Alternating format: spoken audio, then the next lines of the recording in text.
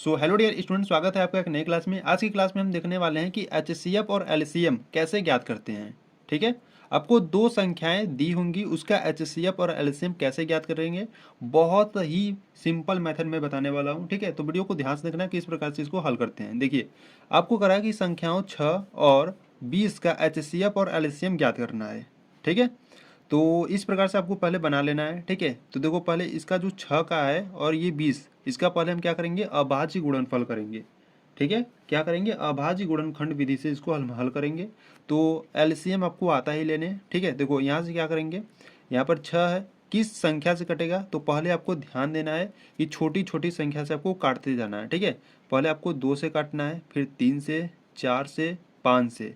ठीक है, जिससे कटेगा उससे हम काटेंगे। तो पहले हम 2 से काटेंगे, 2 से काटेंगे, कटेगा तो कितनी बार में कटेगा, 2 त्याई 6, तो 3 बार में कटा। ठीक है, अब 3 को काटना है तो 2 से तो कटेगा नहीं। ठीक है, तो 3 3 से कटेगा, तो 3 एक कम 3, यानी कि 6 को आप क्या लिख सकते हो, 6 को आप लिखोगे 2 गुणे 3 लिखोगे। ठीक है, इसी प्रकार यहाँ पर 20 है, तो 20 को पहले क्या करो, 2 से काटो, 2 से कटेगा कितनी बार में, 10 बार में कटेगा। 2 10 से 20 होता है। ठीक है, अभी 10 है, फिर 2 से कटेगा तो फिर से 2 से काटो, तो 2 पच्चे 10 हो गया। ठीक, अब 5 जो है वो 2 से तो कटेगा नहीं। ठीक है, 3 से देखो कटेगा नहीं, कटेगा 4 से नहीं कटेगा, 5 5 से कटेगा, तो यहाँ से 5 एक कम 5 हो जाएगा। यानी कि 20 को आप क्या लिख सकते हो, 20 को लिख सकते हो 2 गुणे 5 लिख सकते हो। ठीक है, अब आपको क्या ज्ञात करना है, एचसीएफ और एलसीएम ज्ञात करना है। ठीक है, तो यहाँ से हम अगर बात करें एचसीएफ की, ठीक है, देखो एचसीएफ जब आप ज्ञात करोगे तो दोनों संख्याओं में जो ये अभाज्य गुणनखंड की हो उसमें जो कॉमन रहेगा वो आपका एचसीएफ होगा। ठीक है, ध्यान से सुनो, दोनों संख्याओं में जो आप अभाज्य गुणनखंड विधि से ये आपको जो ज्ञात की हो, 6 को क्या लिखोगे, 2,3, 20 को क्या लिख सकते हो अभाज्य गुणनखंड विधि से, 2 गुणे 5। इसमें दोनों में जो कॉमन रहेगा उसका एचसीएफ होगा, वो क्या होगा, आपका एचसीएफ होगा। ठीक है, जैसे देखो यहाँ पे इसमें 2 है, इसमें 2 है, तो ये क्या है, कॉमन है। ठीक है, इसमें 3 है पर इसमें 3 है नहीं। ठीक है, तो इसमें क्या मिला आपको, बस 2 कॉमन मिला, तो इसका एचसीएफ कितना हो जाएगा, 2 हो जाएगा। ठीक है, इसी प्रकार एलसीएम की बात करें तो एलसीएम में आपको ध्यान देना है, जो कॉमन मिलेगा उसको एक बार लिखोगे। ठीक है, जैसे यहाँ पर 2 कॉमन मिला तो उसको बस एक बार लिखो, और जो यहाँ पर बच रहा है उन सभी को लिख लो। ठीक है, यहाँ पर 3 बचा, 3 लिख लो, यहाँ पर क्या बचा, 2 बचा, और यहाँ पर 5। ठीक है, अब इसको क्या करो, आपस में सभी का गुणा कर दो, तो 2 त्याई 6। ठीक है, 6 दूना 12, और 12 25 कितना होता है, 12 पंजे 60। ठीक है, तो या एलसीएम कितना हो गया, 60 हो गया। ठीक है, यानी कि जो एलसीएम है वो कितना हो गया, 60 हो गया। ठीक है, ये जब दो संख्याएं दी थी तो उसका हम एचसीएफ और एलसीएम ज्ञात करना सीखे। ठीक है, अगर 3 संख्याएं दे दी, ठीक है, जैसे यहाँ पर 3 संख्याएं दी हुई है, तो इनका एचसीएफ और एलसीएम कैसे ज्ञात करेंगे, तो यहाँ पर हम देखने वाले हैं। ठीक है, देखिए यहाँ पर 12 15 21 है। ठीक है, तो पहले हम क्या करेंगे, इसका अभाज्य गुणनखंड करेंगे। ठीक है, तो पहले यहाँ पर 12 है, तो यहाँ पर पहले 2 से काटो, तो कितनी बार में कटेगा, 6 बार में कटेगा। ठीक है, अब जो 6 है वो 2 से कट रहा है, हाँ कट रहा है, तो वो 2 से काटो, तो 2 त्याई 6।